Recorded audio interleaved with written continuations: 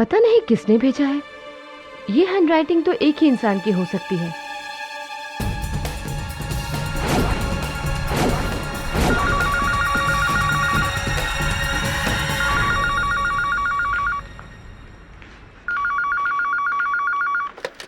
Hello, listen, मुझे धमकी देकर कुछ नहीं होगा, कुछ नहीं हो सकता, समझे? मेरा इरादा बिल्कुल पक्का है। और एक बात तो कान खोलकर सुन लो, पापा के बाद मुंशी जी ही सब कुछ है मेरे लिए। तुम लोग को तो मैं देख लूंगी, एक एक को जहन्नुम भेजूंगी, समझे?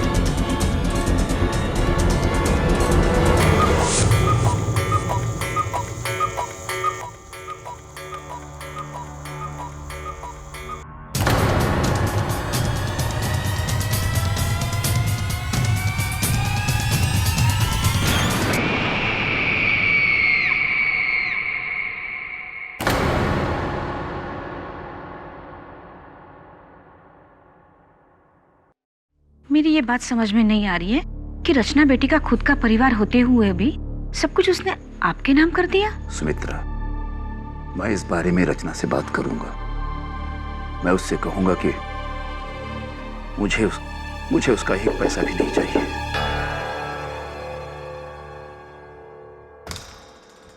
जी कहिए। श्यामचंद श्रीवास्तव हैं? हाँ। उन्हें रचना बसिन के कत्ल के जुर्म में गिरफ्तार किया जाता है। दे रहा हूं।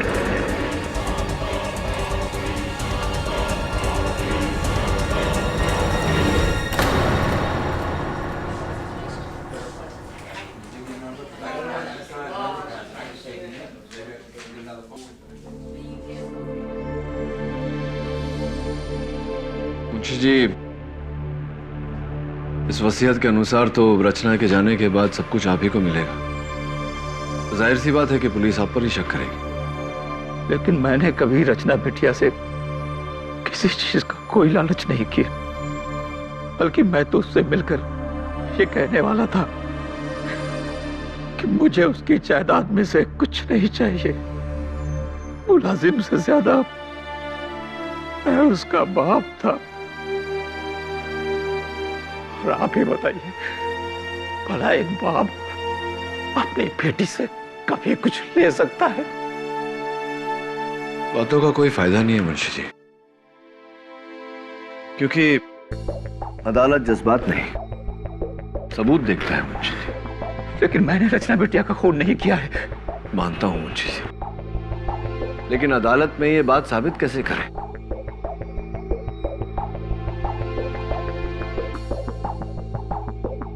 एक बात बताइए, बसीन परिवार में और कौन कौन है? 5 लोग और हैं, लेकिन रचना बिटिया की उनसे कभी नहीं बनी। वो उसका सौतेला परिवार है।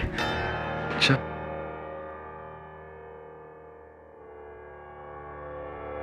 हाँ वरुण,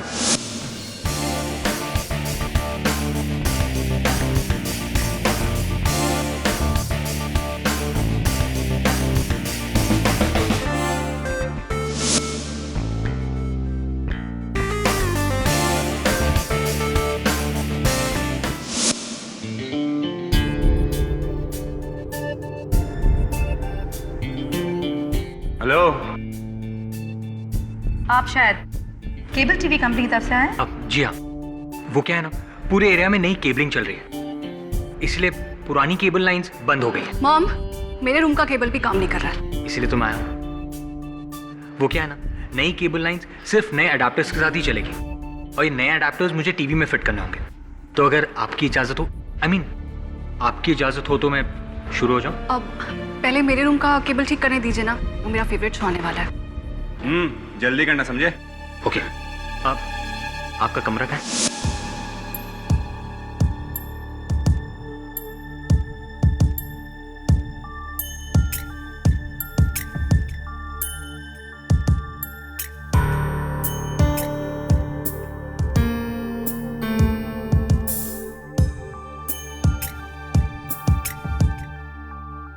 सुजीत, तुम्हें अच्छी तरह से पता है ना कि रमनी को अपने कमरे की चीजों के साथ छेड़खानी पसंद नहीं है।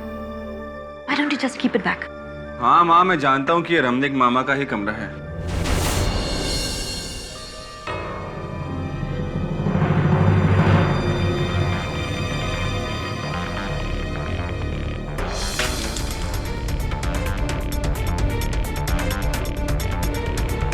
हेलो मिस्टर, और कितना वक्त लगेगा? बस 5 मिनट और। जल्दी करो। एक मिनट भैया, वो मेरे दूसरे कमरे में, मतलब दूसरे बेटे के कमरे की रूम की टीवी भी खराब है, उसको भी देख लेना। हाँ okay madam. But mom, Ranveer भैया तो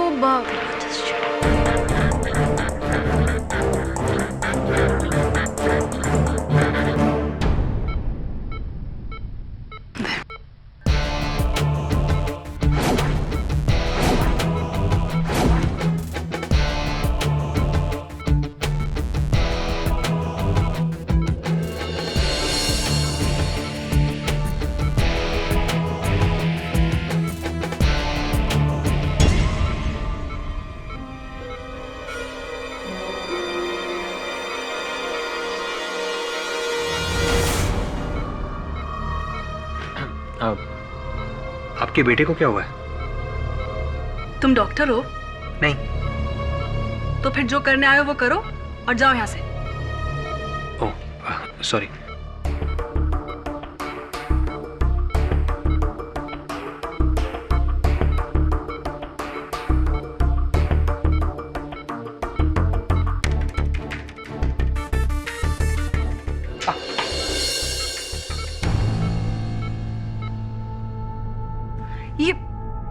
ये कैसा अनाड़ी केबल वाला है? जाओ जाके वहां वॉशरूम में हाथ धो लो। Thank you.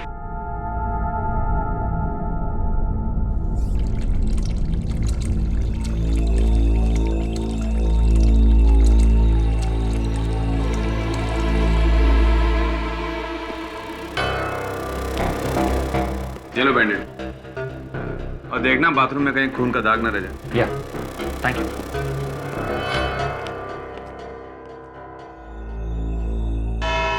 अदालत की कार्रवाई शुरू की जाए। योर ऑनर, कहा जाता है कि हर बुरे काम की जड़ होती है पैसा या तो प्यार, और ये पैसे के लिए प्यार वाला केस है। सुपरफिक्स इंडस्ट्रीज के मालिक विक्रम भसीन की 2 पत्नियां थी। बड़ी पत्नी से इकलौती लड़की रचना भसीन, और छोटी पत्नी जो यहां मौजूद है सुनैना भसीन, उनसे 3 औलादें हैं,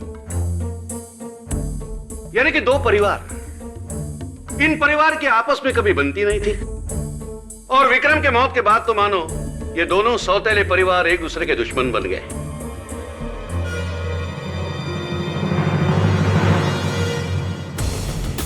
योर ऑनर, मरने से पहले विक्रम भसीन ने अपने 100 करोड़ की जायदाद अपने पहले पत्नी के नाम कर दी थी।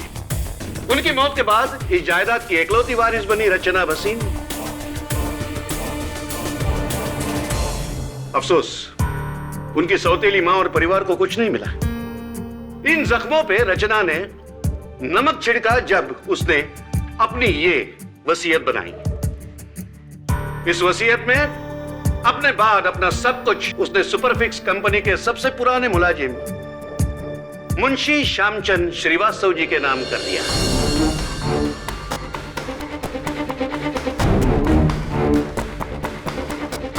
और यहां फिल्म में एंट्री होती है मेन विलन की, भोले वाले दिखने वाले मुंशी जी। मुंशी जी, आपकी उम्र क्या है? जी 10 साल। और रचना की कितनी थी? लगभग 28 साल के करीब। ओह, मतलब नेचुरल कॉजेस, यानी कि आम सूरतों में आप पहले ऊपर जाते है कि नहीं? सामने लटकी हुई 100 करोड़ की गाजर चखे बिना। दौलत का मजा तो जीते जी लिया जाता है, मरने के बाद नहीं। और आपने सोचा कि रचना को अगर भरी जवानी में मार दूं तो सारा पैसा मेरा इंस्टेंट।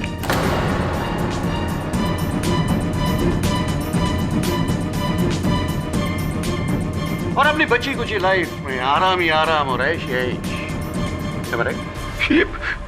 ये झूठ है जज साहब। आप मेरी पत्नी सुमित्रा से पूछ लीजिए। मैं ये वसीयत रचना को लौटाना चाहता था जज साहब। अरे जब उसके पैसे लेना मुझे गवारा नहीं था, मैं उसकी जान कैसे ले सकता हूँ जज साहब, कैसे? जज साहब, रचना मेरे लिए मेरी बेटी समान थी। मुंशी जी, बेटी होना और बेटी समान होना इसमें काफी फर्क है। इसलिए आपने इस बेटी को सामान की तरह लुढ़का दिया, सिर्फ उन करोड़ों के लिए। Am I right? Your honour,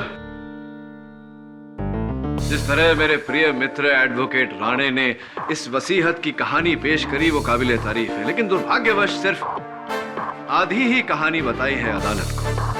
I wonder why, शायद बाकी की आधी कहानी आपने मेरे लिए छोड़ी है mister Rane. Thank you very much, so kind of you. आधी बात कौन सी? बाकी की आधी कहानी कुछ इस तरह है योर ऑनर। रचना भसीन ने अपने वसीहत में ये पूरी जायदाद मुंशी श्यामचंद श्रीवास्तव जी के नाम कर दी थी, लेकिन एक शर्त पर कि अगर किसी भी कारणवश मुंशी जी इस जायदाद को संभालने में असफल रहे तो ये पूरी जायदाद, ये सारे फंड, सारी कंपनीज मिस्टर विक्रम भसीन की दूसरी पत्नी मिसेस सुनैना भसीन के नाम कर दी जाएंगी।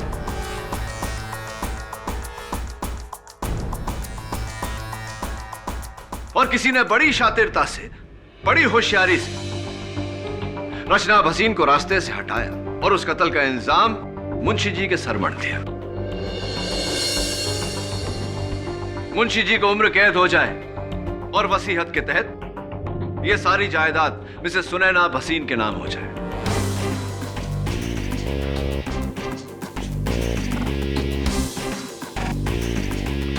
इंटरेस्टिंगली योर ऑनर, रचना भसीन के कत्ल से 2 मिनट पहले उनको एक फोन आया था। मुझे धमकी देकर कुछ नहीं होगा। सुमित्रा भसीन के परिवार से, और मुझे पूरा शक है योर ऑनर कि कातिल भी उन्हीं के परिवार का सदस्य है। जिसे तुम शक कह रहे हो केडी, वो सिर्फ एक भ्रम है। कैसे? अभी साबित कर देता हूं। वो है योर ऑनर, रचना की मौत एक लेटर बॉम्ब फटने से हुई, जिसका ट्रिगर लेटर का फ्लैप खुलने से एक्टिवेट होता था।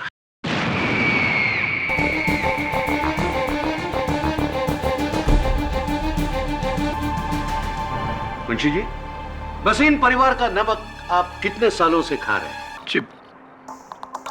26 सालों से मैं उनके साथ हूं। उसके पहले आप क्या करते थे भरी जवानी में? जी,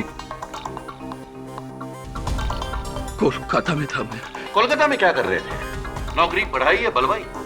आई object your honour.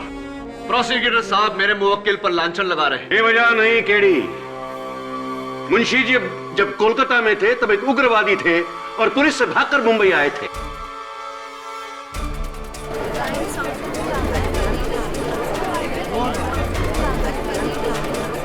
Order order. Your honour, ये सही है, लेकिन वो मेरी पिछली जिंदगी थी और ये सब मैंने उसी वक्त छोड़ दिया था। मुंशी जी, जब आप उग्रवादी थे तब आपका एरिया ऑफ स्पेशलाइजेशन क्या था?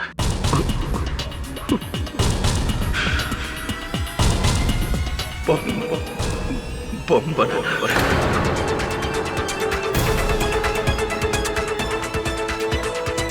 मतलब जो जवानी में सीखा बुढ़ापे में काम आ गया है?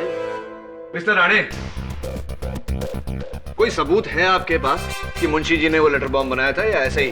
वो लेटर बॉम्ब जहां से पोस्ट हुआ था वो पोस्ट ऑफिस मुंशी जी के बिल्कुल घर के बाहर है। इससे क्या साबित होता है? कुआं प्यासे के पास नहीं आता मिस्टर राणे, प्यासा कुएं के पास जाता है। आप भी जाकर उस लेटर बॉक्स का कभी भी इस्तेमाल कर सकते हैं, कोई मना नहीं है आपको। तो और एक सबूत पेश करता हूं केडी। सबूतों की कोई कमी नहीं है हमारे पास। मुंशी जी, इस लेटर पे बड़े सुंदर अक्षरों में जो पता लिखा हुआ है, क्या यह लिखावट आपकी है?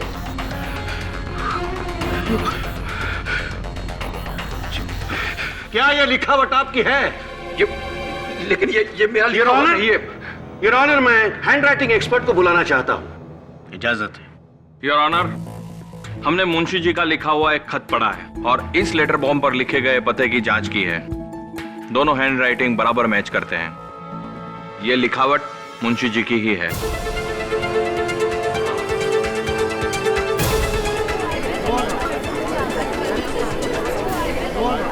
Silence please. नहीं जज साहब, ये लिखावट मेरी नहीं है। जी जी। Your witness please. Thank you mister Rane. Mister Maniktala, ये बताइए कि क्या ये मुमकिन नहीं कि किसी ने मुंशी जी की लिखावट की नकल की हो? No, I don't think so. और अगर नकल करने वाला आपकी तरह कोई हैंडराइटिंग एक्सपर्ट हो, क्या तब ये मुमकिन है? तो शायद हो सकता है, लेकिन 2 या 5% मेरे लिए काफी है। Thank you very much. Benefit of doubt. Your honour, मेरी अगली गवाह मिसेस सुनैना वसीन की सुपुत्री और रचना वसीन की सौतेली बहन मिस टीना वसीन, जो खुद एक हैंडराइटिंग एक्सपर्ट है। मिस टीना वसीन, ये बताइए कि हमने सुना है कि आपने हैंडराइटिंग और कैलीग्राफी का कोर्स किया है, क्या ये सही है? जी, मुझे बचपन से ही लिखने का बहुत शौक था। राइट। ये भी हमने सुना था कि बचपन से आप शौकिया लिखती हैं। कभी कभी अपने भाइयों के रिपोर्ट कार्ड्स पर अपने पेरेंट्स की जाली हस्ताक्षर किया करती थी। कभी कभी अपने पिताजी की लिखावट में मुंशी जी से पैसे मंगवा लेती थी आप। ये भी सही है?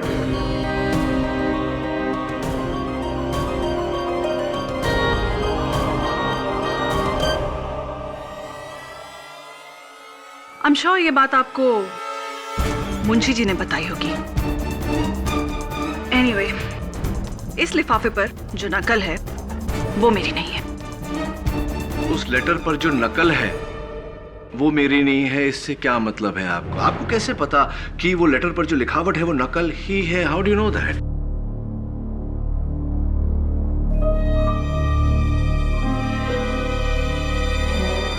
अब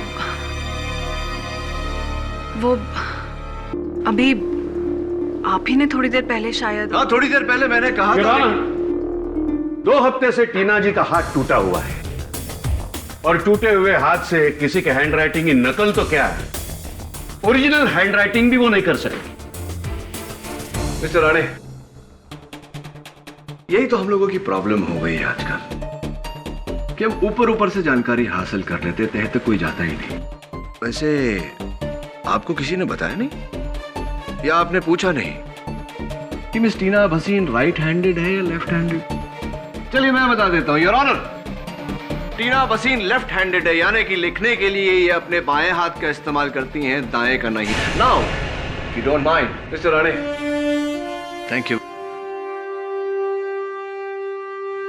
रुकावट के लिए खेद है। तो आप मेडिसिन पढ़ रही हैं। दरअसल आपके प्रोफेसर ने बताया कि आप लेफ्ट हैंडेड हैं। तो क्या आप मेडिकल कॉलेज में लेटर बॉम्ब बनाना में सिखाते हैं आजकल? जी नहीं टीना जी, तो क्यों आपके इंटरनेट सर्विस प्रोवाइडर से जो रिपोर्ट हमने हासिल की है आपकी वेब हिस्ट्री के साथ, उसमें क्यों ऐसा पाया गया कि 10 मई को आपने एक वेबसाइट से लेटर बॉम्ब बनाने की विधि डाउनलोड की? May I know why miss Tina वसीन?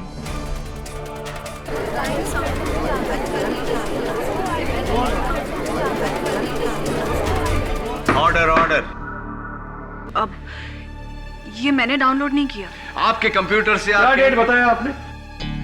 10 May 10 May 10th मई को योर ऑनर टीना जी अपने मेडिकल कॉलेज स्टूडेंट्स के साथ सातारा में बारखेड़ी गांव गई थी मेडिकल कैंप के लिए, और बारखेड़ी में दूर दूर तक इंटरनेट नहीं आता है। Thanks for the information. 10 मई को आप बारखेड़ी गांव गई थी। जी, and I hope that answers your question. या बट मिस टीना, आपका कंप्यूटर तो बारखेड़ी गांव नहीं गया था, आपका कंप्यूटर तो घर पर ही था। आप पासवर्ड नहीं लगाती आपके कंप्यूटर में क्योंकि आपकी गैर मौजूदगी में किसी ने आपके कंप्यूटर का इस्तेमाल किया और लेटर बॉम्ब बनाने की विधि डाउनलोड की।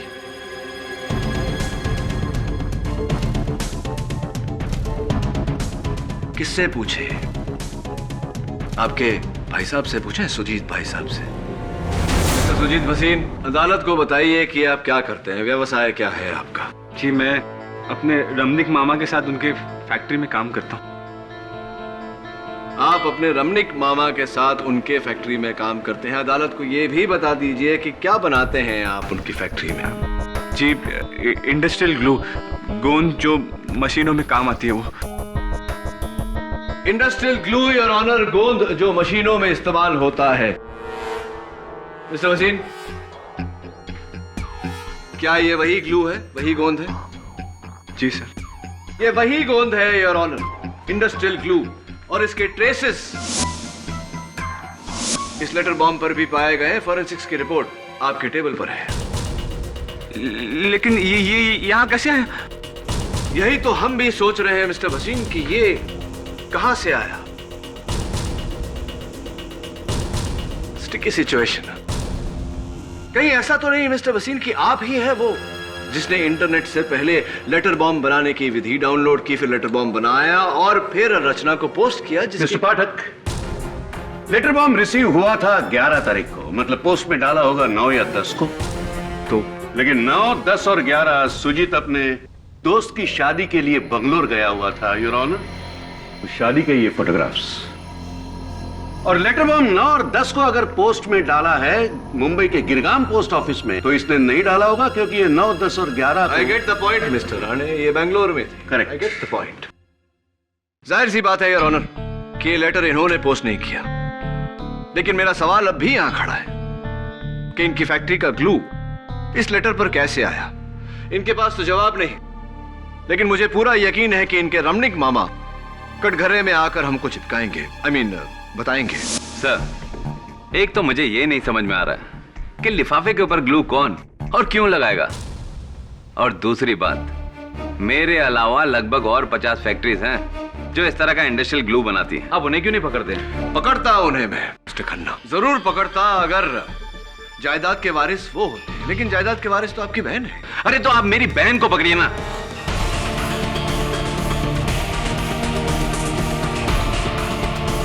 क्योंकि बसीन की जायदाद में से मुझे एक भी पैसा नहीं मिलने वाला है। जो कुछ भी है वो मेरी बहन और उसके बच्चों को मिलने वाला है। मिस्टर खन्ना, काम डाउन, आप खामखा गुस्सा हो रहे हैं। चलिए ये बताइए, आप किसी एडवोकेट सुरेश अय्यर को जानते हैं? याद नहीं? याद करिए। चलिए मैं याद दिला देता हूं। मिस्टर खन्ना, हमें एडवोकेट सुरेश अय्यर का कार्ड मिला जिसके पीछे एक तारीख और समय लिखा हुआ है, 9 मई दोपहर के 2:30। ये लिखावट को पहचानते हैं? जी हाँ, याद है मुझे। उस रोज मैंने उस वकील से फोन पे बात की थी क्योंकि मेरा भांजा रणवीर उससे मुलाकात करना चाहता था। क्यों? ये मैं आपको कैसे बता सकता हूँ? ये तो रणवीर आपको बता सकता है। लेकिन पिछले 3 महीनों से रणवीर कोमा में है जज साहब।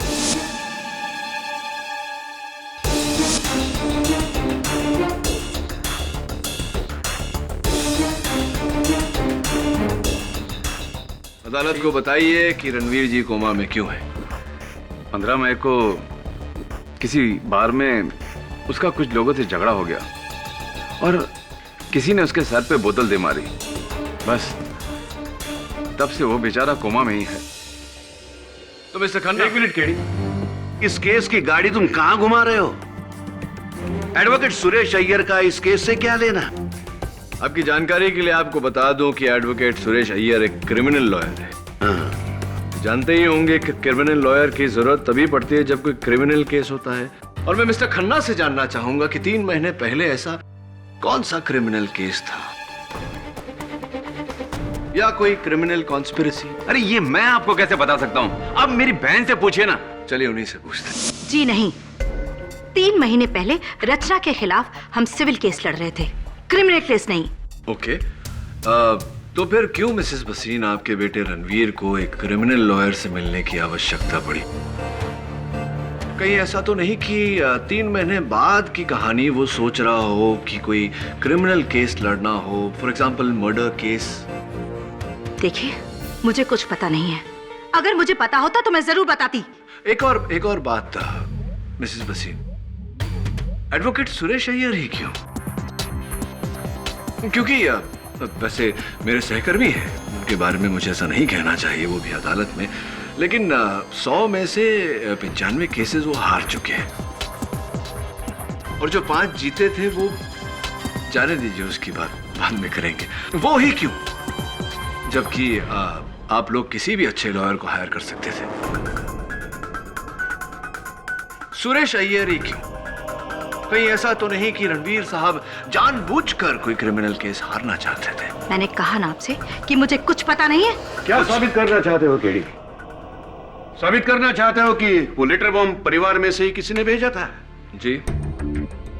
देखो, अगर 9 और 10 तारीख को अगर वो लेटर बॉम्ब पोस्ट हुआ है तो उस दौरान सुजीत बंगलोर में था, टीना सातारा में थी और सुनैना अपने भाई रमणीक के साथ शिरडी में। शिरडी में वो साई पैलेस होटल में ठहरी थी, जिसका ये बिल है जैसा। अब शहर में बचा कौन? रणवीर भसीन तो कोमा में था। अब केडी पाठक कहेंगे कि कोमा से उठकर रणवीर ने ही वो लेटर बॉम्ब पोस्ट किया है? हो सकता है?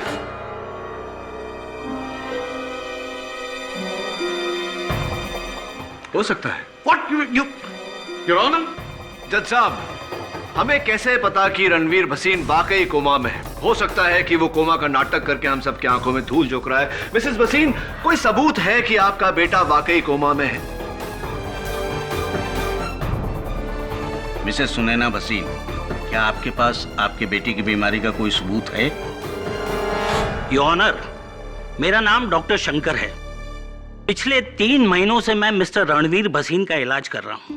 उनकी सारी मेडिकल रिपोर्ट्स मैंने इस अदालत में पेश की हैं, जिन्हें देखने के बाद यह साबित होता है कि मिस्टर रणवीर पूरी तरह से कोमा में है।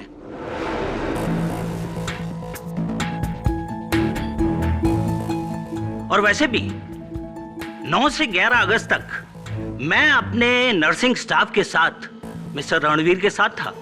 जाहिर है मिस्टर रणवीर कोमा में थे, इसलिए वो पूरा दिन अपने बेड पे थे। मिस्टर पाठक का यह शक बेबुनियाद ही नहीं, बेवजह भी है। केडी, इन रिपोर्ट्स को देखने से साफ साबित होता है कि 10 अगस्त को जब ये लेटर बॉम्ब पोस्ट हुआ था, भसीन परिवार का कोई भी सदस्य इस शहर में नहीं था। सो आई डोंट थिंक कि अब तुम भसीन परिवार पर उंगली उठा सकते हो। बचा अंगूठा यानी कि ठेंगा जो तुम्हें इस केस में मिलने वाला है।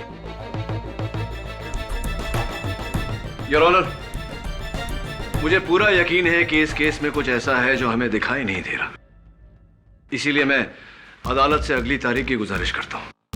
Granted. The court is adjourned for the day.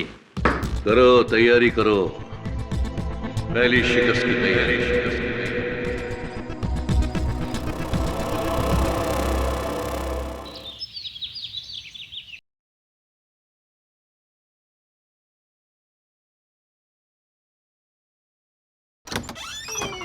Hi, Bunty. Hi, sir. Hi. Take a look at these papers. Sure.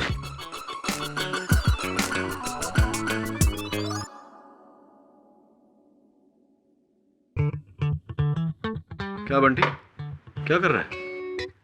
Lawyer बनने की प्रैक्टिस। लॉयर या लायर? लॉयर। अच्छा लॉयर, तो बुक तो सीधी कर ले। सर, मुझे एक बात समझ में नहीं आई। उस लेटर बॉम्ब के बाहरी हिस्से पर गोंद क्यों लगी थी? गोंद तो हम अंदर लगाते हैं ना? हाँ, ये मैं भी सोच रहा था, और वो भी इंडस्ट्रियल ग्लू, मशीनें चिपकाई जाती है जिससे। वरुण,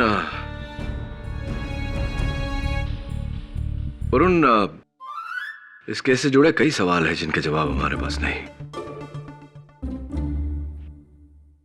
उस लिफाफे पे गोंद का चिपका होना, क्यों रणवीर भसीन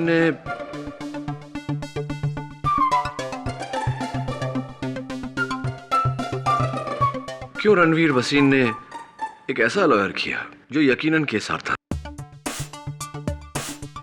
वो न हो भसीन परिवार में से ही किसी ने।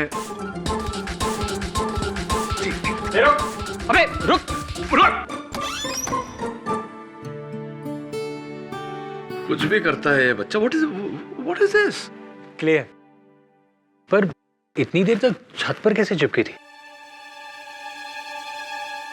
सर, छत से याद आया, रणवीर के बाथरूम की सीलिंग पर भी अजीब सी तस्वीरें लगी हुई हैं। बाथरूम की सीलिंग पे? बाथरूम के सीलिंग पर कोई फोटो क्यों लगाए हुए?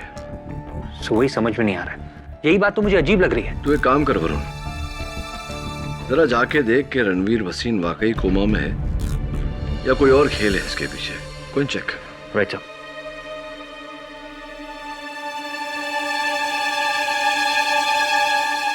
क्या तुम्हारी? हाय। अब तुम क्या चेक करने आए हो? वो एक्चुअली पहली वाली केबल बहुत पतली थी और ये केबल, ये लेटेस्ट फाइबर केबल है। इसमें आपको सुपर एचडी क्वालिटी मिलेगी। चेक करके देखिए देखिए। अब सॉरी, वो क्या है ना, जंक्शन पॉइंट बाथरूम से लेना पड़ेगा। So can I? थैंक्स। ये तो चल रही है टीवी, क्या जरूरत थी नए वायरिंग की?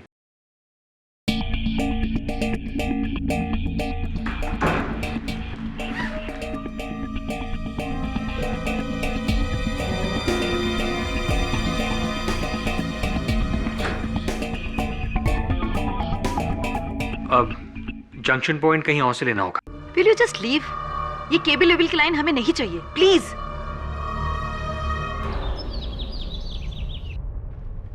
ये देखिए सर।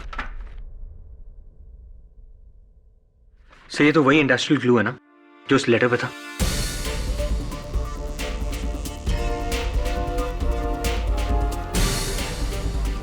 इसका मतलब क्या हो सकता है?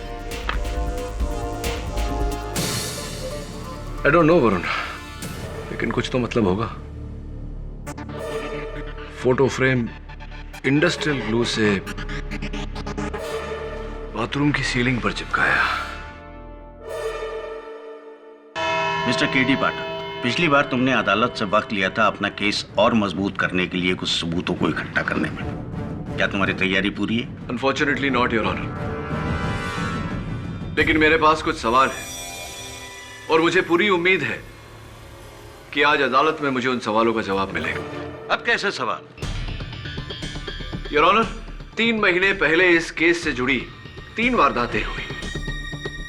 3 महीने पहले भसीन हाउस के इंटरनेट द्वारा लेटर बॉम्ब बनाने की विधि डाउनलोड की गई। 3 महीने पहले मिस्टर रणवीर भसीन ने criminal lawyer mister Suresh Iyer को कांटेक्ट किया और 3 महीने पहले मिस्टर रणवीर भसीन कोमा में चले गए। मेरी शक की सुई एक बार फिर से घूमकर मिस्टर रणवीर भसीन पर आट की। फिर से रणवीर भसीन जो 3 महीने से कोमा में है? राइट, वही Ranveer Bhasin mister Rane. Your honour, मुझे भसीन हाउस से कुछ तस्वीरें मिली ऐसी जो मिस्टर रणवीर भसीन के बाथरूम के सीलिंग पर चिपकाई गई थी इसी इंडस्ट्रियल ग्लू से, जो हमें इस लेटर बॉम्ब पर भी मिली।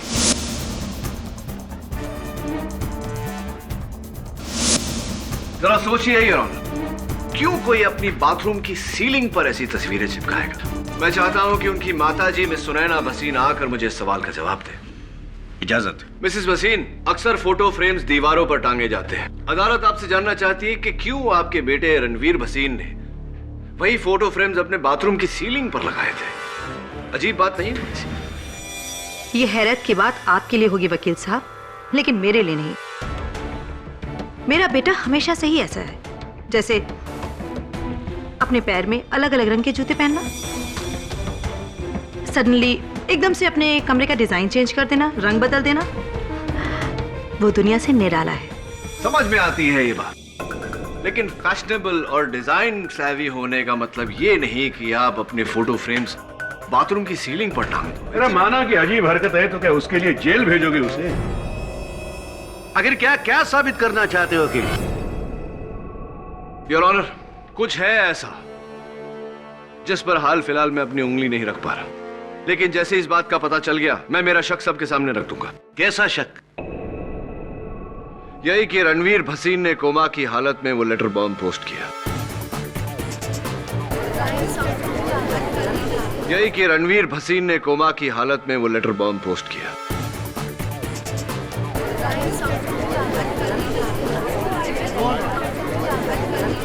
Silence, silence in the court. KD, तुम्हें पता भी है तुम क्या कह रहे हो? कोमाटोस पेशेंट जो मुश्किल से अपनी पलकें तक नहीं झपका सकता, वो बिस्तर से उठकर ये लेटर बॉम्ब पोस्ट करेगा? योर ऑनर, दिमाग खराब हो गया है इस केडी पाठक का। जब जिंदों पर उंगली नहीं उठा सका तो मुर्दों को निशाना बना रहा है। राणे,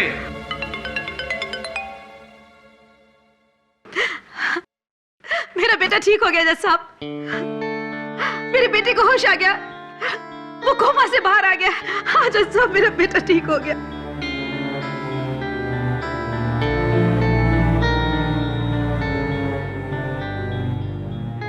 योर ऑनर, इससे अच्छी खबर तो हो ही नहीं सकती।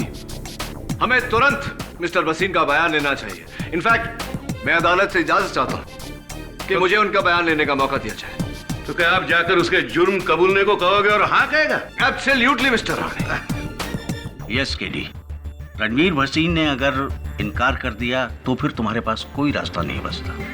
और वैसे भी तुम्हारा ये शक मेरी समझ से बाहर है। जब ये लेटर्स पोस्ट हुए थे उस वक्त रणवीर भसीन कोमा में था।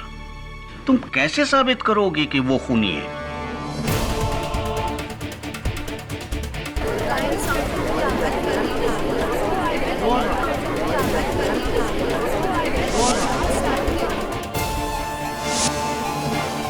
इतनी देर तक छत पर कैसे चिपकी थी?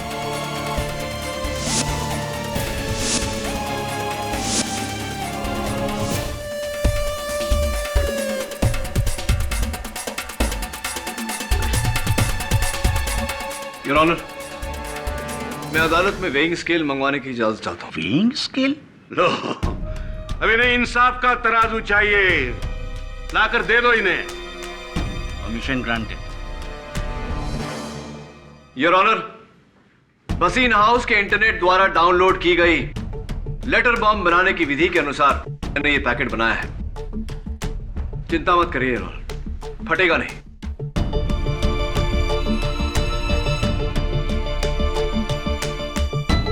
$52 ग्राम्स, 52 ग्राम। अब ये फोटो फ्रेम योर ऑनर जो मिस्टर रणवीर भसीन ने अपने बाथरूम की छत पर चिपकाई थी। 52 ग्राम्स। केडी, तुम इस पहेली को सुलझाने के बजाय और उलझाते जा रहे हो। इस एक्सपेरिमेंट से क्या साबित होता है? योर ऑनर, इस केस में आगे कुछ साबित किए बिना मैं आपको इकबाल जुर्म देना चाहता हूं, लेकिन इसके लिए जरूरी है कि हम तुरंत रणवीर के पास जाएं, इससे पहले कि कोई और वहां पहुंचे। Please your honour.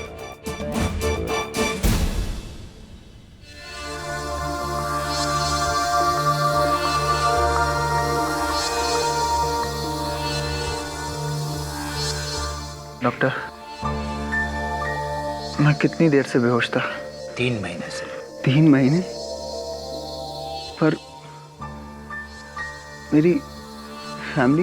वो बेटा क्या है कि तुम्हारी स्टेप सिस्टर रचना। क्या हुआ रचना को? अरे कुछ नहीं हुआ रचना को। रचना को क्या हो सकता है? रचना एकदम भली चंगी है। लंदन गई है, नया ऑर्डर मिला ना उसको, उसके सिलसिले में। आप सोच रहे होंगे कि मैं कौन हूं। मैं रचना का पड़ोसी, उसके बाजू में रहता हूं।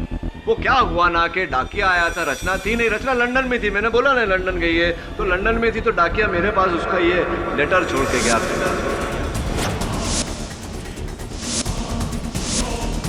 फिर मुझे खुशखबर मिली कि आपको होश आ गया, इसलिए मैंने सोचा आपके पास आ जाता हूँ, हाल भी पूछ लेता हूँ और बता भी देता हूँ कि लेटर आया था, और पढ़ के सुना भी देता हूँ कि क्या लेटर आया। अरे क्या कर रहे हैं आप? बम है उसमें, फट जाएगा। डॉक्टर प्लीज बोलो नहीं उसे। मिस्टर रणवीर भसीन, इस लेटर में बम नहीं, सच था जो अब बाहर आ गया। योर ऑनर, आइए। ये हमारे जज साहब हैं रणवीर। जरा इन्हें बताइए कि जब 3 महीने आप कोमा में थे, आपको कैसे पता कि उस लेटर में बॉम्ब था? तो इसका मतलब ये कोमा में नहीं था? नहीं मिस्टर राणे, मजे की बात तो यही है कि मिस्टर रणवीर भसीन कोमा में थे। योर ऑनर, रणवीर ने अपनी सौतेली बहन रचना को मारने का प्लान बहुत पहले ही बना लिया था। 3 महीने पहले इन्होंने इंटरनेट द्वारा लेटर बॉम्ब बनाने की विधि डाउनलोड की, लेटर बॉम्ब बनवाया, उसके ऊपर हैंडराइटिंग एक्सपर्ट से मुंशी जी की लिखावट में रचना का पता लिखवाया और फिर इनके घर के सामने के पोस्ट बॉक्स का ताला तोड़ा,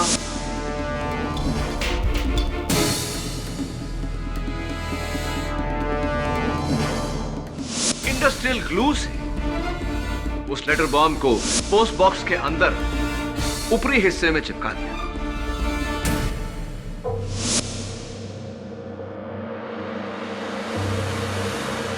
ये जानते थे कि 3 महीने तक वो लेटर बॉम्ब वहीं चिपका रहेगा, क्योंकि ये ट्रायल रन कर चुके थे उसी वजन के फोटो फ्रेम्स अपनी बाथरूम की सीलिंग पर चिपकाकर।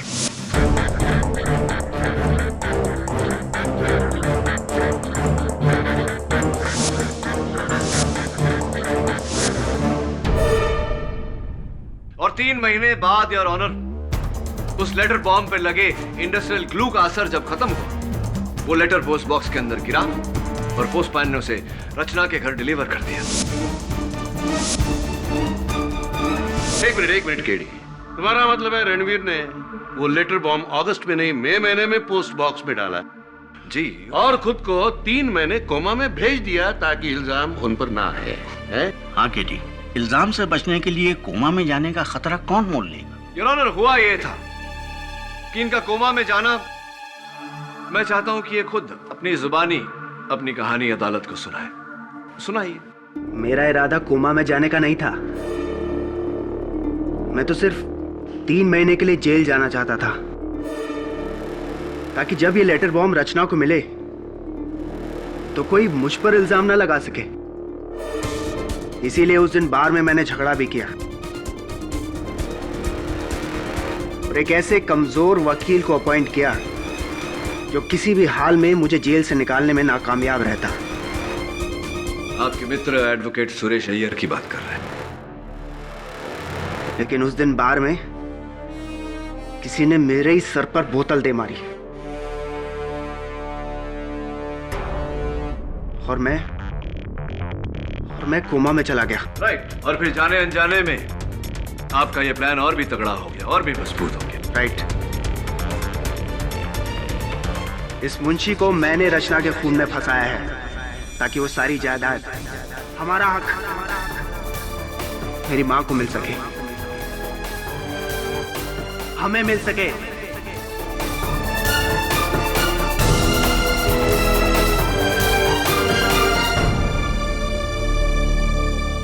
ये अदालत रणवीर भसीन को रचना भसीन के कत्ल के जुर्म में हिरासत में लेने का हुक्म देती है।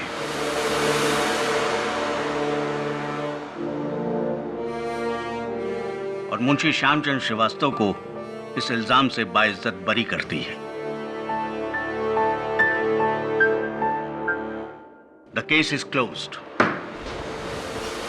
अरे मिस्टर राणे, एक बात तो आपसे कहना भूल ही गया। वो हाल ही में महाराष्ट्र टूरिज्म ने मुझे एक ब्रोशर भेजा था। कोल्हापुर के पास में एक बहुत सुंदर सी जगह है। मैं तो कहता हूँ मिस्टर राणे के बदले की भावना छोड़िए और रिटायर होने की सोचिए। Thanks for the advice. Not sure. पक्का ना? Very sure. Okay. Munshi ji, बहुत बहुत बधाई हो। बेटे तुम्हारा बहुत बहुत शुक्रिया। कैसी बातें कर रहे हैं? नीचे करिए। हाँ बेटा, तुम जैसी औलाद हर माँ बाप को मिले। तुम्हारे पिता को तो बहुत गर्व होगा। जहां तक मुझे याद है, उन्हें सिर्फ खुद पर गर्व है। कई वर्ष हो गए हम संपर्क में नहीं। लेकिन बेटा, कब तक? क्या पता, जब तक वक्त और हालात एक बार फिर से हमें आमने सामने नहीं खड़ा करता। हो सकता है इसी अदालत में। Who knows?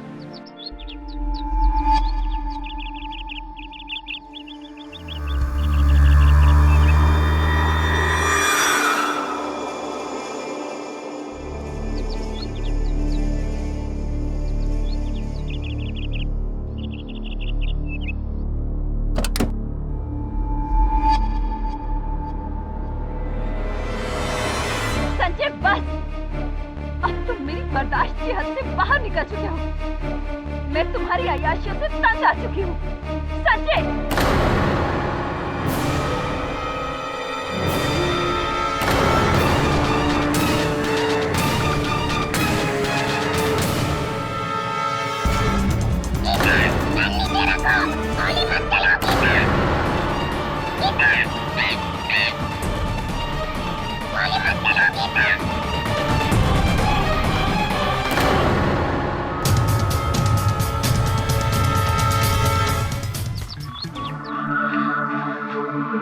मिस्टर केडी पाठक। जी कहिए। बैठ। मैं मिसेस उषा मधोक, ये मेरी बेटी गीता। बहुत जल्द इस पर अपने सौतेले पिता के कत्ल का इल्जाम लगने वाला है।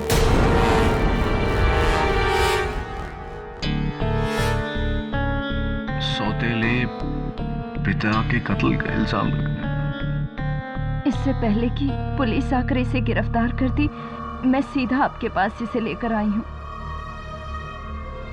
दरअसल आज सुबह मेरे पति संजय मधोक की लाश हमारे लोनावाला फार्म हाउस में मिली और उनकी लाश के पास उनका पालतू तोता चैको भी मिला।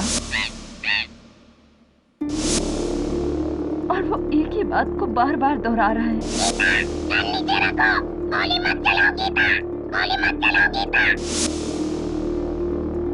केडी सर, मैंने मिस्टर मधोक को नहीं मारा है। एक मिनट। एक तोता कह रहा है कि इन्होंने कत्ल किया, इसलिए आप? जी हाँ। देखिए मिसेस मधोक, तोते की गवाही अदालत नहीं मानती। अगर आपकी बेटी बेगुनाह है तो मैं बचा लूंगा। आइए इंस्पेक्टर दवे, आइए। ये लड़की बेगुनाह नहीं है। ये रहा अरेस्ट वारंट। हथकड़ी पहनाओ। एक मिनट दवे, एक तोते के बयान के आधार पर तुम इस लड़की को अरेस्ट करो? केडी तोते के अलावा बाकी सबूत भी इसके खिलाफ है। Really? Your honour, Geeta Madhok के आंसुओं की ये बाढ़ उनकी बेगुनाही के दर्द की वजह से नहीं है, बल्कि इसलिए है जज साहब क्योंकि गुनाह करने के बाद ये पकड़ी गई।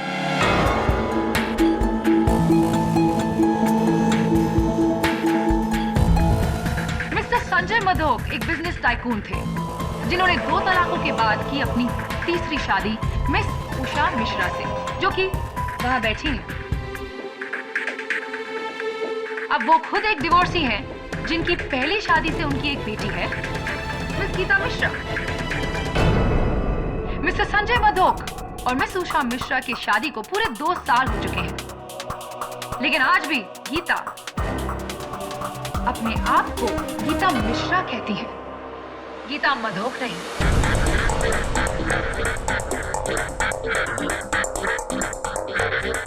मिस्टर संजय मधोक सौतेले थे, लेकिन थे तो आपके पिता। क्या बुलाते थे आप उन्हें प्यार से? पापा, डैडी, पॉप्स, व्हाट? जी मैं उन्हें मिस्टर मधोक ही कहती थी। क्यों? क्या वो आपके दिल में पिता की भावना नहीं जगा सके? जी नहीं। मेरी माँ ने भले ही उन्हें अपना पति माना हो, लेकिन मैंने उन्हें अपना पिता कभी नहीं समझा। इनफैक्ट आपने तो हमेशा से उन्हें अपना दुश्मन समझा, am I right? दुश्मन तो हम थे उनके। उस आदमी ने मेरी और मेरी माँ की जिंदगी जहन्नुम बना दी थी। अपने अंगूठे के नीचे रखता था, बात बात पर शक करना, और अगर किसी ने कुछ कह दिया ना तो बस मार कुटाई शुरू। जल्लाद था वो आदमी, जल्लाद।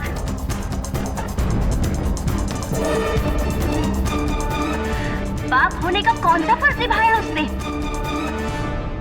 क्या ये सच है कि एक हफ्ते पहले आपके बर्थडे पार्टी के दिन आप दोनों के बीच बड़ा सा तमाशा हुआ था? तू मैं हुई थी,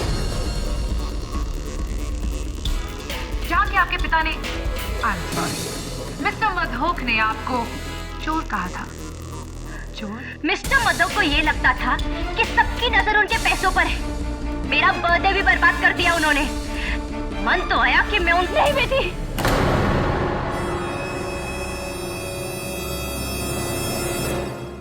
नहीं मिसेस मधोक, इस तालक से सुलगते ज्वालामुखी को आप कब तक शांत रख सकते हैं? एक ना एक दिन तो इसे फटना ही था, और जिस दिन वो फटा उस दिन निकली एक गोली जो सीधा मिस्टर मधोक के सीने को चीर कर बुझाने चली मिस गीता के इंतकाम के प्यास को। क्या बात है मिस केसवानी, क्या बात है, मजा आ गया। आपकी बातों को सुनकर ऐसा लगा कि आप किसी रहस्यमय फिल्म की पटकथा लिख रही हैं। आई एम सीरियस केडी, इस लड़की ने मिस्टर मधोक का कत्ल किया है। लोनावला में उनके फार्म हाउस जाकर उन पर गोली चलाई है। Cold blooded murder. या राइट, तो इस कोल्ड ब्लडेड मर्डर का कोई सबूत है आपके पास? कोई गवाह? I mean, उस तोते के अलावा? हाँ? इस केस में एक तोता भी है मिस केसवानी? जी योर ऑनर, तोता भी है। मिस्टर मधोक का पालतू तोता चैको, जो मर्डर के वक्त लाश के पास था। मैं अदालत में चैको को पेश करने की इजाजत चाहती हूँ। I object, Your Honor, it's ridiculous. Unfortunately or fortunately, ये तोता इस केस का इकलौता गवाह है। Your Honor, एक तोते की गवाही is not admissible in a court of law. इकलौता गवाह है, Your Honor। I still object, Your Honor. इजाजत। Thank you, Your Honor। जब से मिस्टर मधोक का खून हुआ है, तब से ये तोता बस एक ही बात दोहरा रहा है, जो है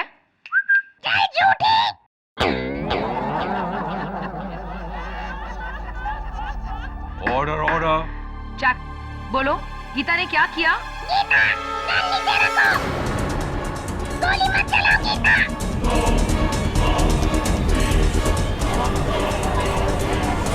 ऑर्डर ऑर्डर। सर मैंने कुछ नहीं किया है। मैंने मिस्टर मधोक को नहीं मारा है। तो क्या ये तोता झूठ बोल रहा है? तो क्या तोते ने सच बोलने की कसम खाई है? Order order. योर ऑनर, तोता तोता होता है, उससे जो रटवाओगे वो बोलेगा। तोते के बड़बड़ाने से थोड़ी कोई केस बन सकता है, थोड़ी कोई गवाही मानी जा सकती है। कम ऑन केडी, मैं एक तोते को इस केस में गवाह नहीं बनाने वाला, लेकिन ये जो कह रहा है इसे हम नजरअंदाज भी नहीं कर सकते, इसलिए बस हम इसके स्टेटमेंट को रिकॉर्ड करके जाने देंगे उसे। तोते का स्टेटमेंट लेंगे आप?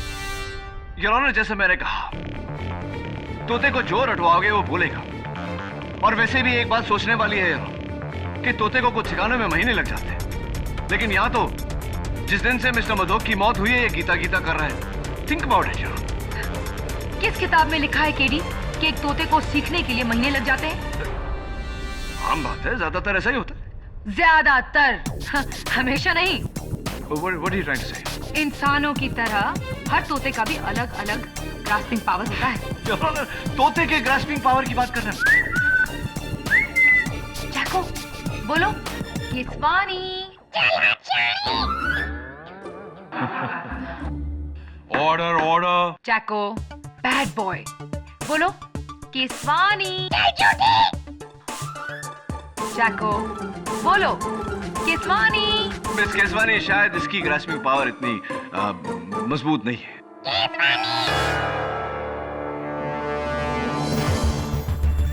महीने कह रहे थे ना तुम? कितना वक्त लगा केडी? 40 seconds। Still a तोता, योर ऑनर। योर ऑनर, अगर ये तोता न भी होता, तब भी गीता मिश्रा इस कटघरे में खड़ी होती, क्योंकि जिस बंदूक से संजय मधोक का कत्ल हुआ, वो बंदूक पुलिस को संजय मधोक के फार्म हाउस के बाहर एक कचरे के डब्बे में मिली, जिस पर फोरेंसिक्स के अनुसार गीता मिश्रा की उंगलियों के निशान हैं। गीता, क्या कहना चाहेंगे आप? सर, मैं आपको बताती हूँ कि इस गन पर मेरी उंगलियों के निशान कैसे आए।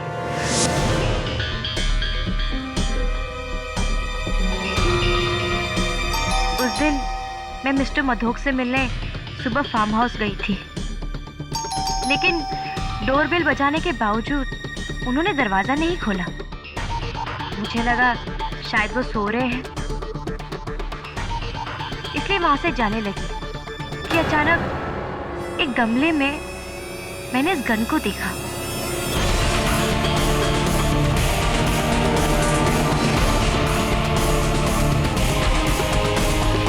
मुझे लगा कि शायद ये मिस्टर मधोक की गन है।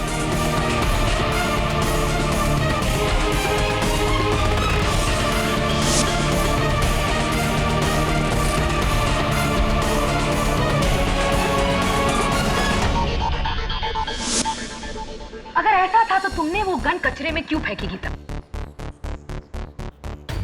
कुछ दिन पहले एक लड़ाई के दौरान मिस्टर मधोक ने मेरी माँ को गोली मारने की धमकी दी थी, इसलिए गुस्से में आकर मैंने वो गन फेंक दी। पर मुझे नहीं पता था कि इसी गन से उनकी हत्या हुई है।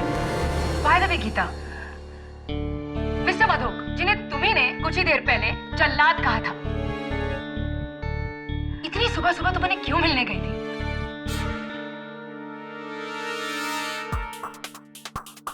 वो मिस्टर मधोक को ऐसा लग रहा था कि मैंने उनकी कंपनी से पैसों की फेरबदल की है और वो पुलिस को बुलाने वाले थे। उनकी इसी गलतफहमी को दूर करने में वहां पर गई थी। कितने पैसों की फेरबदल गीता? वो कुछ 8 करोड़ की।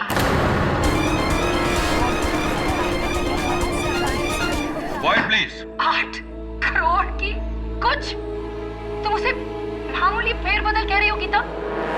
ये तो बहुत बड़ा गबन है, स्कैम है, इट्स अ फ्रॉड। इसीलिए मारा तुमने मिस्टर मधोक को। मैंने किसी का खून नहीं किया है और ना ही मैंने वो पैसे लिए हैं। लिए हो या ना लिए हो, अब उससे क्या फर्क पड़ता है? वैसे भी वो कुछ 8 करोड़ उन 100 करोड़ के नीचे दबने वाले हैं जो अब तुम्हारी माँ को मिलेंगे मिस्टर संजय मधोक की मौत के बाद।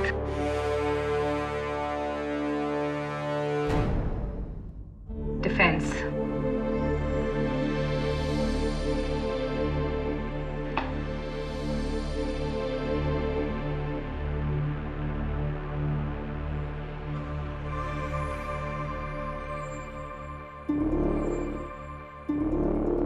गीता, माफी चाहता हूं, सवाल थोड़ा निजी है लेकिन जवाब देना पड़ेगा। आपकी कमर कितनी है? मेरा मतलब है आप किस साइज का जीन्स पहनती हैं? 26। 26। और कुर्ता? Small size. क्या ये कपड़े आपके हैं? जरा बताइए। नहीं, ये कपड़े मेरे नहीं हैं। कभी आपने इन कपड़ों को पहले देखा? जी मैंने नहीं देखे। योर ऑनर, ये कपड़े मिस्टर संजय मधोक के फार्म हाउस के बेडरूम की अलमारी से पाए गए हैं। ये गीता के नहीं है क्योंकि ये इनकी साइज से बड़े हैं। ये मिसेस उषा मधोक के नहीं है क्योंकि ये उनकी साइज से छोटे हैं। यानी कि किसी तीसरी औरत के। योर ऑनर, ये कपड़े मिस्टर संजय मधोक की पड़ोसन मिस बालाकृष्णन की है, जिन्हें मैं कटघरे में बुलाने की इजाजत चाहता हूं।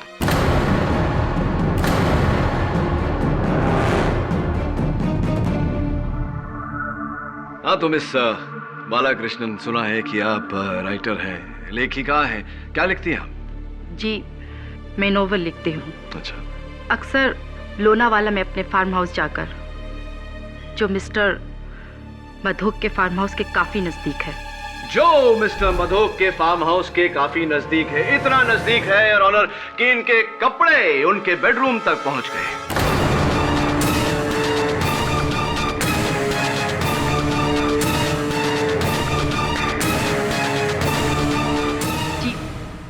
ये कपड़े मेरे नहीं हैं। ये कपड़े आपके नहीं हैं? ताज्जुब की बात है मिस बालाकृष्णन, क्योंकि आपके कपड़ों पर जो लॉन्ड्री का टैग लगा हुआ है, SM लॉन्ड्री, इनके मालिक का ये कहना है कि ये कपड़े मेरे हैं।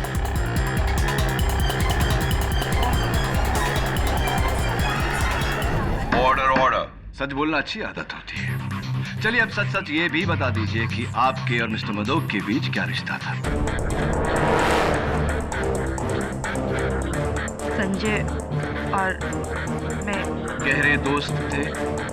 जी नहीं। गहरे दुश्मन थे? जी जी, गहरे दुश्मन इसलिए मिस बालाकृष्ण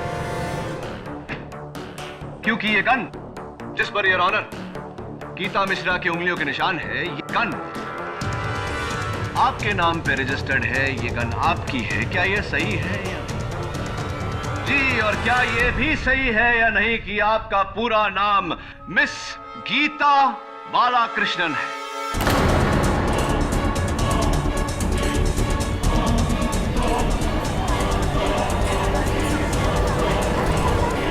ऑर्डर ऑर्डर। जी, मेरा नाम भी गीता है, पर मैंने तोते को नहीं, मैंने संजय मधोक को नहीं मारा। गन नीचे रखो गीता, गोली मत चलाओ गीता।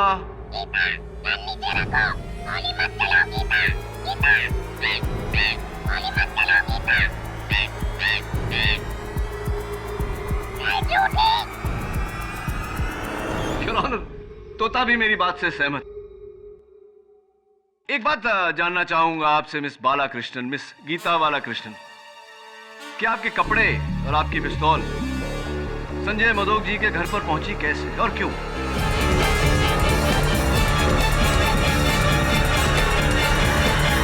जी, संजय और मेरे बीच अफेयर चल रहा था, इसलिए।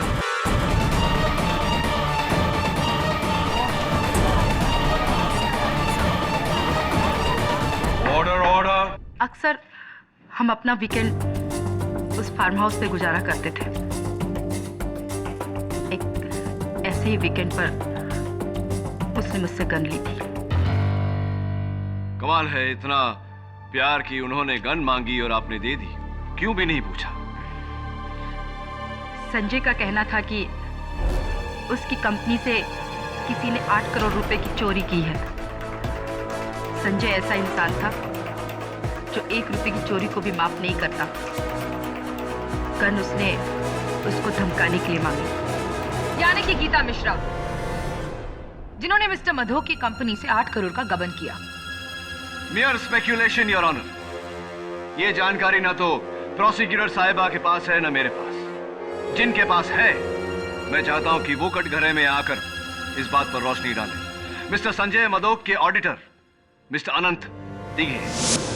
योर ऑनर, मैं एक ऑडिटर हूँ। 11 जुलाई को संजय मधोक ने अपनी कंपनी के अकाउंट्स पर स्पेशल ऑडिट का काम मुझे सौंपा था। उन्हें शक था कि कोई जाली पेपर बना के उनके फंड्स की चोरी कर रहा है। तो मिस्टर डिगे, क्या यह चोर आपको मिला?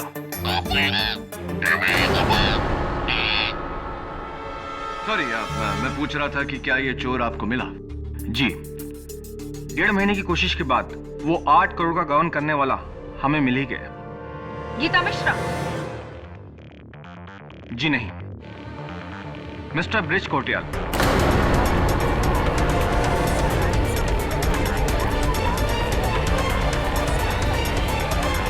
Order order. Mister Sanjay Madhok की कंपनी के जनरल मैनेजर। तो मिस्टर डिगे, क्या आपने मिस्टर मधोक को इत्तला की इस बारे में? जी, इस बारे में मैंने उन्हें उनके कत्ल की रात फैक्स भेजा था, लेकिन फैक्स पढ़ने से पहले ही शायद उनकी मौत हो गई थी। इसका मतलब योर ऑनर कि मिस्टर संजय मधोक का गीता मिश्रा पर शक करना गलत था। थैंक यू मिस्टर डिगे, आप जा सकते हैं। मैं बुलाना चाहूंगा मिस्टर संजय मधोक के general manager mister bridge Kotriyal को।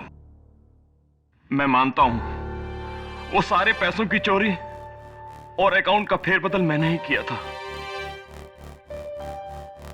लेकिन मैंने मिस्टर मधोक को नहीं मारा, जैसा मैंने मिस्टर मधोक को नहीं मारा। मैं अदालत को बताना चाहता हूं कि वारदात की रात 10 बजे मिस्टर मधोक के फोन रिकॉर्ड्स के अनुसार आखिरी फोन उन्होंने आपको किया था, वो भी मिस्टर डिगे के उनको फैक्स भेजने के 5 मिनट बाद। आप कहना क्या चाहते हैं वकील साहब? मैं ये कहना चाहता हूँ मिस्टर कोटरिया कि मिस्टर डिगे ने मिस्टर मधोक को फैक्स भेजा, जिसे पढ़कर मिस्टर मधोक ने आपको फोन किया। आपको लगा कि आपका केस खत्म हो गया और आपके गबन की बात आम हो जाए उससे पहले आप। नहीं वकील साहब, उन्होंने किसी दूसरी वजह से फोन किया था। अरे वो तो मंडे का मीटिंग कैंसिल करवाना चाहते थे और उस फैक्स के बारे में उन्होंने कोई जिक्र नहीं किया क्योंकि उन्होंने वो फैक्स पढ़ा ही नहीं था। और एक बात, मिस्टर कोटरियल का पहला नाम ब्रिज है, गीता नहीं। मिस्टर कोटरियल सच कह रहे हैं या झूठ, वो अभी पता चल जाएगा। क्योंकि योर ऑनर, उस रात 10 बजे मिस्टर मधोक अपने फार्म हाउस में अकेले नहीं थे। उनके साथ थे उनके पड़ोसी कर्नल रंजीत थापर। मैं और संजय बहुत पुराने दोस्त थे। इनफैक्ट 2 साल पहले वो फार्म हाउस संजय को मैंने ही बेचा था। उस रात हमेशा की तरह मैं और संजय साथ ही में बैठे थे, गप्पे लड़ा रहे थे कि यार थापर, तू तो आर्मी वाला है ना, कोई अच्छी सी सिक्योरिटी बता, मुझे बॉडीगार्ड चाहिए। क्यों, तुझे कौन धमका रहा है? अरे वो मेरी सौतेली बेटी गीता। यकीन नहीं होता, उसी लड़की ने मेरी कंपनी के अकाउंट से 8 करोड़ का घपला किया है। 8 crore, can you believe it? और उसे पता है कि ये बात मैं जानता हूं। बस एक बार सबूत हाथ लग जाए, उस लड़की को अंदर करवा दूंगा। तो तुझे डर है कि इससे पहले कि तू कुछ करे वो तेरी जान ले लेगी? कोई शक है?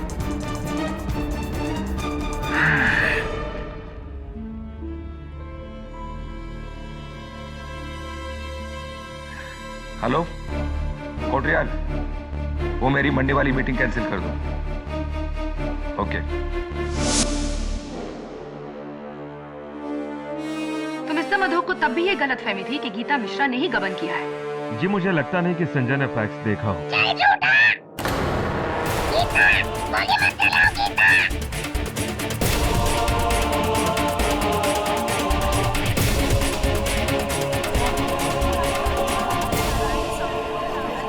Order order.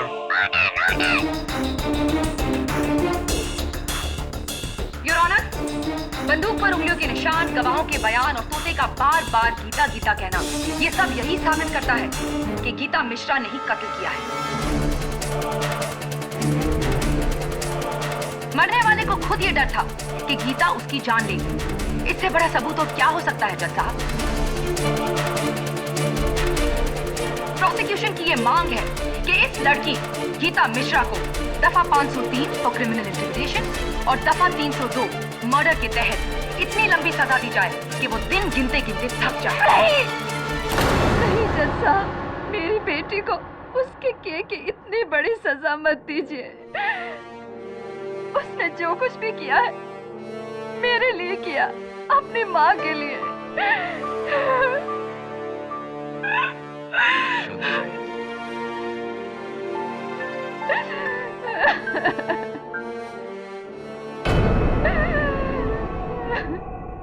मिसेस मधोक, क्या आपको सचमुच ऐसा लगता है कि गीता ने वो कत्ल किया है? नहीं, लेकिन जिस तरह से हालात थे मुझे लगा शायद मेरी बेटी ने। देखिए मिसेस मधोक, आपने अदालत में जो किया, भरी अदालत में जज के सामने, कुल मिला के आपने केस प्रोसिक्यूशन को जितवा दिया, अपनी बेटी को सजा सुना दी आपने।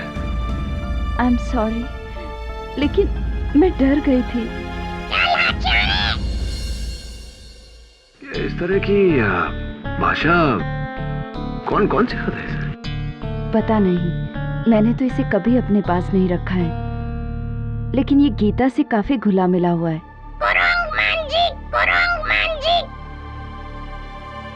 ये तो तमिल बोल रहा है।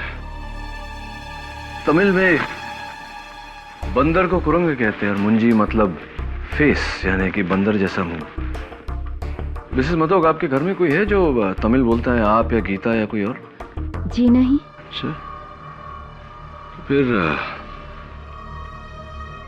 इसने तमिल बोलना कहाँ से सीखा?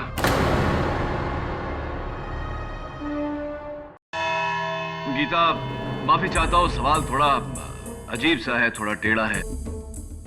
आपका इस तोते के साथ कैसा रिश्ता है? जी, चैको ज्यादातर मेरे साथ ही रहता था और मैंने उसे कई वर्ड्स भी सिखाए थे, जैसे कि good morning, hello.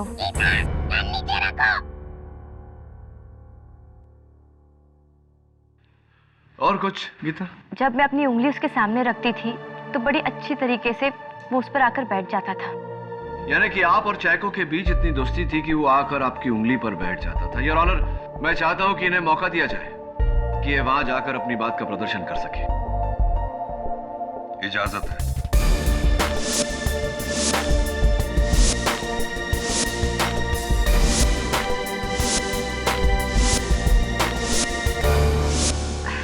Chaco, good boy, come.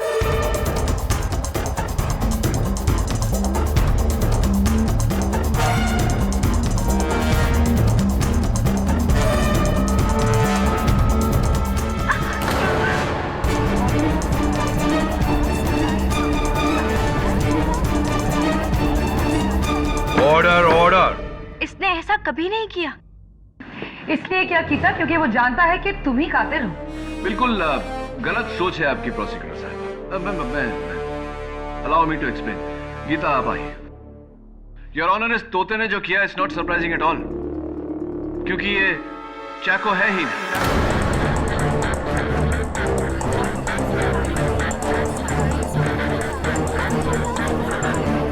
Quiet, please. What? हाँ, ये चैको है ही नहीं। चैको की तरह दिखने वाला कोई दूसरा तोता है। योर ऑनर, जरा सोचिए, कुछ ही दिनों में इस तोते का शब्दकोश ही नहीं, व्यवहार भी बदल गया। जिसे ये सिखाया गया है, गीता गन नीचे रखो, गीता गोली मत चलाओ, ये गाली देता है, अलग भाषा में बात करता है। इट्स वेरी ऑब्वियस कि ये चैको नहीं, इसके रूप का कोई और तोता है। Very impressive. वैसे इस बात का क्या सबूत है तुम्हारे पास, केरी? योर ऑनर, इस तोते को अलेक्जेंडर तोता कहा जाता है और इस तोते के डीलर्स मुंबई में बहुत कम है। मैंने पता करवाया है कि पिछले दिनों में कितने लोगों ने अलेक्जेंडर तोते खरीदे। तो क्या पता लगा? दुर्भाग्यवश अभी तक तो कुछ पता नहीं चला यार, लेकिन बहुत जल्दी पता चलता है। मुझे कुछ अंदाजा है कि ये तोता किसका है।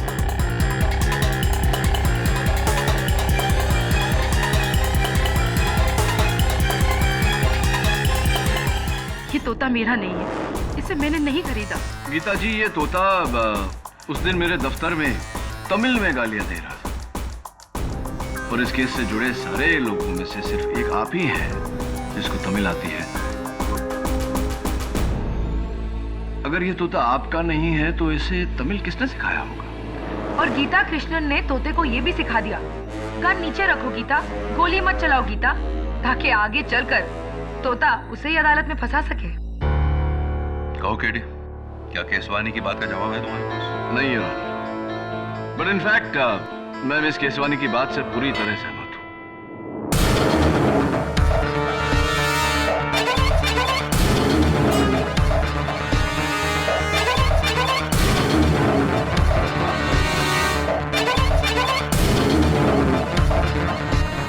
योर ऑनर, इस तोते के डैडी यानी कि अप्पा मिल गए हैं। आपकी इजाजत हो तो मैं उन्हें कटघरे में बुलाना चाहता हूँ। वनकम सर, वनकम।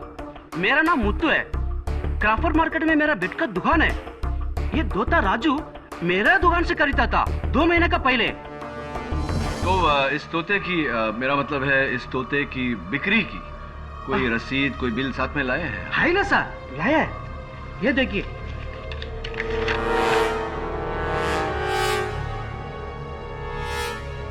14 जून को आपने ये अलेक्जेंडर पैरेट बेचा मिस्टर ब्रिज कोटरियाल को, योर ऑनर।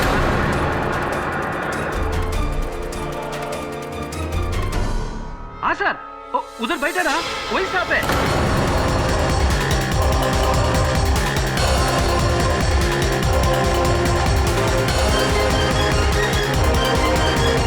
उसने तोता खरीदा। हाँ सर, उसको एक दूसरे तोते का एग्जैक्ट कॉपी चाहिए था।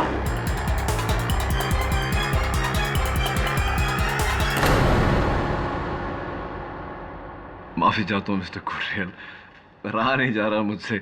आपके तो तोते उड़े हुए लग रहे हैं। क्या बात है? आप ठीक कह रहे थे वकील साहब, ये तोता चैको नहीं है। असली चैको सही सलामत मेरे दोस्त के घर पर है।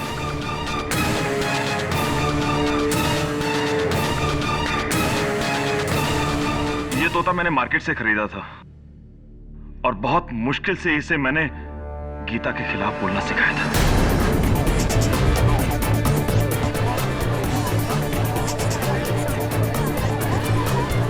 Order order. राइट। और ऐसा आपने क्यों किया ये भी अदालत को बता दीजिए। जैसे कि आप सब लोग जानते हैं कि मैंने मिस्टर मधोक की कंपनी से 8 करोड़ का गबन किया था, इसलिए इससे पहले कि मिस्टर मधोक मुझे पकड़ते मैंने उन्हें जान से मारने का प्लान बनाया।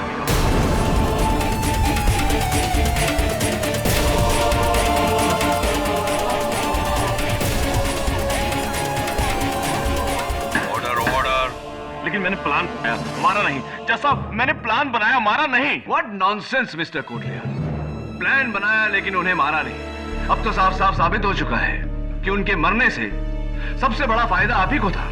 साहब मैं मानता हूं मुझे फायदा था, लेकिन फिर भी मैंने उन्हें नहीं मारा। देखिए मैं आपको ठीक ठीक बताता हूं कि हुआ क्या था। उस रात को ठीक 10 बजे मुझे मिस्टर मधोक का फोन आया। हेलो कोटरियाल, मेरे फार्म हाउस पहुंचो फौरन, अभी और इसी वक्त। उस फोन से मुझे अंदाजा हो गया था, उस ऑडिटर से मेरे खिलाफ मिस्टर मधोक को सारे सबूत मिल गए होंगे। मैं बहुत डर गया था। मैंने सोचा कि अब मेरी खैर नहीं। मैंने अपनी रिवॉल्वर उठाई और मैंने उस तोते को साथ लिया और मैं मिस्टर मधोक के फार्म हाउस पर पहुंच गया। और जब मैं वहां पर पहुंचा तो मैंने देखा कि फार्म हाउस का दरवाजा खुला हुआ है। Mister Madhok, mister Madhok. और अंदर सोफे पर मिस्टर मधोक की लाश। मैंने करीब से देखा तो पता चला कि उन्हें किसी ने गोली से मारा था।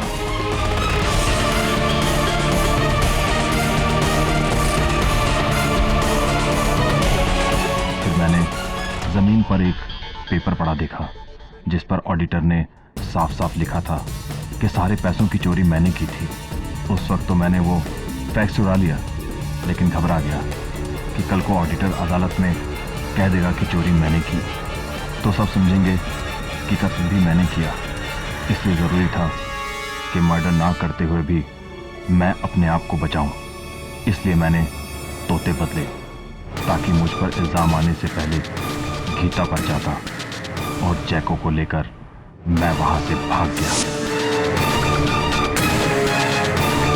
माय गॉड, इतना बड़ा धोखा और अब तक हम इस बेचारी मासूम लड़की को दोषी ठहरा रहे थे, जबकि सारी साजिश तुमने की थी। मैं मानता हूँ सब कुछ मैंने किया, लेकिन मैंने खून नहीं किया। Shut up! तुम्ही ने मारा है मिस्टर मधोक को, और अब जब पकड़े गए हो तो बात बदल रहे हो। तुम एक बार हमें धोखा दे सकते हो, बार बार नहीं। योर ऑनर, इस आदमी को दफा 406, दफा 302 और दफा 503। एक मिनट, ये क्या कर रही हैं? क्या हुआ केडी? मैं तो तुम्हारी मदद कर रही हूँ, तुम्हारे मुवक्किल को बचाकर इस केस में इंसाफ कर रही हूँ। लेकिन एक बेगुनाह को बचाकर दूसरे बेगुनाह को सजा देना, ये कहाँ का इंसाफ है? कैसा इंसाफ है? ये क्या कह रहे हो तुम केडी?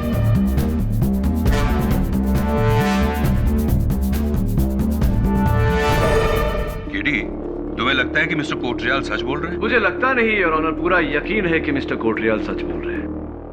ये सही है कि इन्होंने गबन किया, ये सही है कि इन्होंने मिस्टर मधोक को मारने का प्लान बनाया, लेकिन इन्होंने मिस्टर मधोक को नहीं मारा। फिर कौन है मिस्टर मधोक का कातिल? योर ऑनर, मिस्टर डिगे ने मिस्टर मधोक को जो फैक्स भेजा था, हम अब तक नहीं जानते थे कि मिस्टर मधोक ने वो फैक्स पढ़ा या नहीं, लेकिन कोटरियाल साहब के बयान के बाद ये साबित हो गया है कि मिस्टर मधोक ने वो फैक्स पढ़ा था। सीक्वेंस ऑफ इवेंट्स में इसका मतलब ये हुआ कि रात 10 बजे तक मिस्टर मधोक को पता चल गया था कि गबन मिस्टर कोटरियाल ने किया।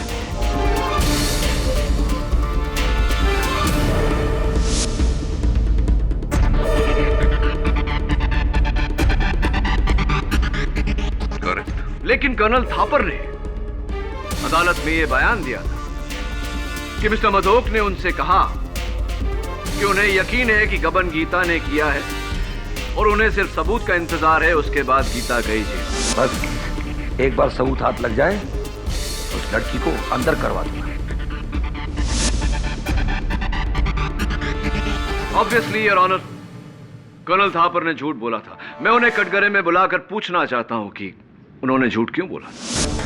हाँ तो कर्नल थापर, उस दिन अदालत में ये गीता के खिलाफ मन घड़ंत कहानी आपने बनाई, क्यों झूठ बोला था? झूठी गवाही मेरी नहीं है, संजय मधोक की है। आप उसी से पूछिए गीता को लेकर उसने मुझसे क्यों झूठ बोला। I like it. बड़े शातिर हैं आप जानते हैं कि संजय मधोक की लाश उठकर अदालत में आने वाली तो है नहीं गवाही देने, इसलिए आप ये सारा कुछ उस पर डाल रहे हैं। बेनिफिट ऑफ डाउट देकर अगर मैं आपकी बात मान भी लूं, तब भी कर्नल साहब मेरे मन में एक सवाल रह जाता है। उस दिन जब मिस्टर कोटरियाल ने अदालत में झूठी गवाही दी थी, आपने उस झूठ का साथ दिया था, आपने भी झूठी गवाही दी थी, क्यों ऐसा? उन्होंने किसी दूसरी वजह से फोन किया था। अरे वो तो मंडे का मीटिंग कैंसिल करवाना चाहते थे और उस फैक्स के बारे में उन्होंने कोई जिक्र नहीं किया। जी मुझे नहीं लगता कि संजय ने उस फैक्स को देखा था।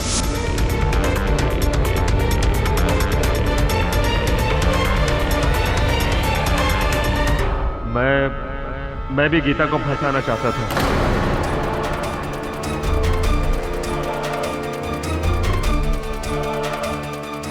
आप भी गीता को फंसाना चाहते थे।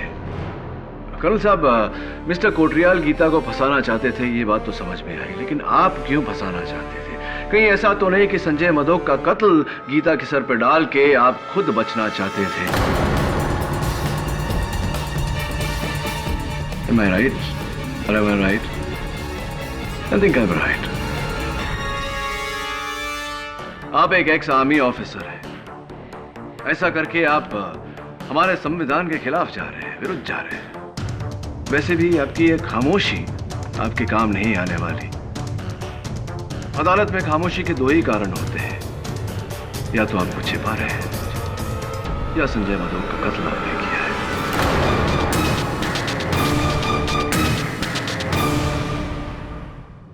मैं वो एक गलती थी।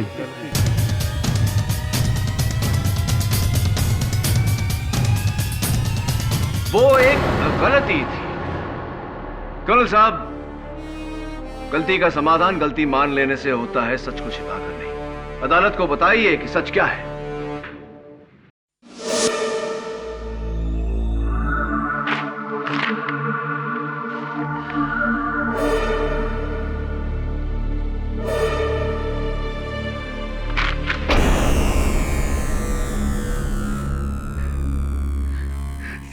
साले चोर हैं, चोर।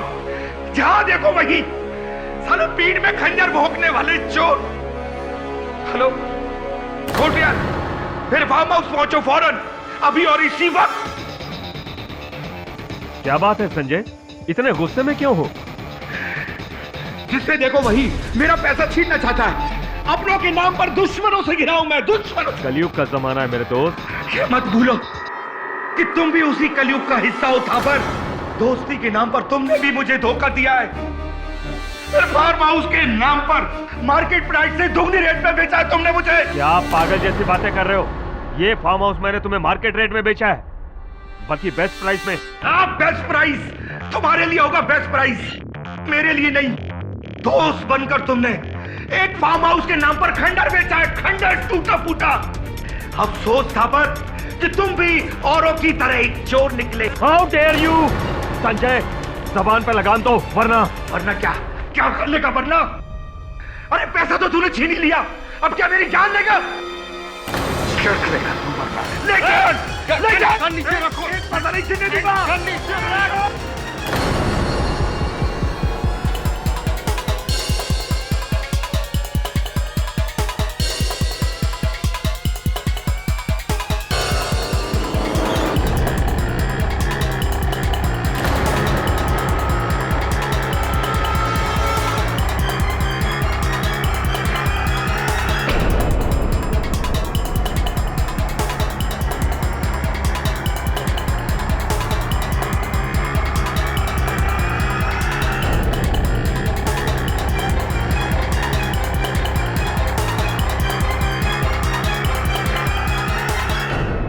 एक इज्जतदार आर्मी ऑफिसर के ऊपर चोरी का इल्जाम?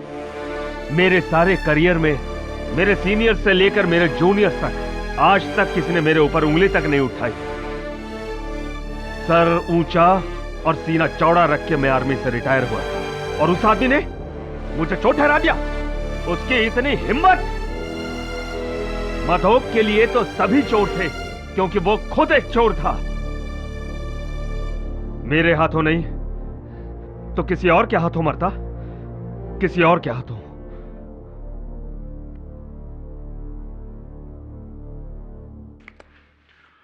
ये अदालत संजय मधोक की हत्या के लिए कर्नल थापर को दोषी पाते हुए उन्हें गिरफ्तार करने का हुक्म देती है और मिस्टर ब्रिज को ट्रायल पर धोखाधड़ी, गबन और सबूतों को बदलने के लिए कार्रवाई करने का हुक्म देती है। मिस गीता मिश्रा को इस केस में बेकसूर पाते हुए उन्हें बाइज्जत बरी करती है। The case is closed. Congratulations, Katie.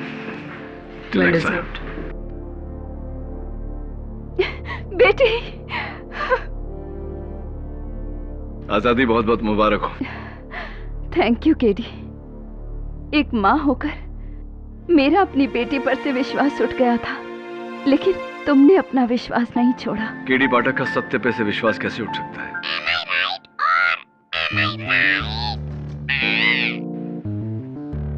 ये तो मेरी लाइन है ना? और भी दिलचस्प कहानी देखने के लिए हमारे चैनल को सब्सक्राइब करें और बेल आइकॉन दबाना न भूलें।